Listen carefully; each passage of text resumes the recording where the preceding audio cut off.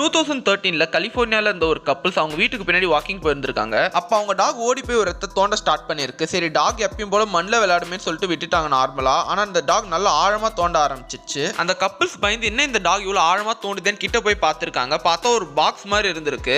சரி அந்த பாக்ஸ்ல என்னதான் இருக்குன்னு அந்த கப்பிள்ஸ் ஓபன் பண்ணி பார்த்திருக்காங்க. பார்த்தா அந்த பாக்ஸ்ல கிட்டத்தட்ட 1400 கோல்டு காயின்ஸ் இருந்திருக்கு. அந்த மொத்த கோல்டு காயின்ஸை பார்த்து அந்த கப்பிள்ஸ் பயங்கரமா ஷாக் ஆகியிருக்காங்க. சரி அந்த மொத்த கோல்டு காயினோட விலை எவ்வளவு இருக்குன்னு பார்த்திருக்காங்க. அந்த மொத்த விலை எவ்வளோன்னு பார்த்து $1 கோடி அமெரிக்கன் டாலர், இந்தியன் மதிப்பில் எவ்வளோன்னு பார்த்தீங்கன்னா 80 கோடி ரூபாய். இவ்வளவு விலை உயர்ந்த கோல்டு காயின்ஸ்லாம் யார் இந்த இடத்துல புதைச்சு வச்சிருப்பான்னு பார்க்கும்போது 18th செஞ்சுரியில வாழ்ந்த ஒரு மிகப்பெரிய கொள்ளைக்காரர் ஜெசி ஜேம்ஸா இந்த தங்கத்தெல்லாம் புதைச்சு வச்சிருப்பான்னு சொல்றாங்க. ஏன்னா அவருக்கு எந்த ஒரு ஃபேமிலியும் கிடையாது. அவர் வந்து மிகப்பெரிய கொள்ளைக்காரர், நிறைய கோல்டு எல்லாம் கொள்ளையடிச்சிருக்கான்னு சொல்றாங்க. அவர் கொள்ளையடிச்ச எல்லா கோல்டையும் ஒரு இடத்துல புதைச்சு வைக்கலாம்னு சொல்லிட்டு அந்த இடத்துல புதைச்சு வச்சிருக்கலாம்னு சொல்றாங்க. புதைச்சு வச்சு கொஞ்ச நாள்லயே அவர் இறந்துட்டு இருக்கலாம். அதனால தான் இந்த கோல்டு காயின்ஸ்லாம் அப்படியே இருக்குன்னு சொல்லப்படுது. சப்போஸ் உங்களுக்கு இவ்வளவு கோல்டு காயின் கிடைச்சா நீங்க என்ன பண்ணுவீங்கன்னு கமெண்ட்ல சொல்லுங்க.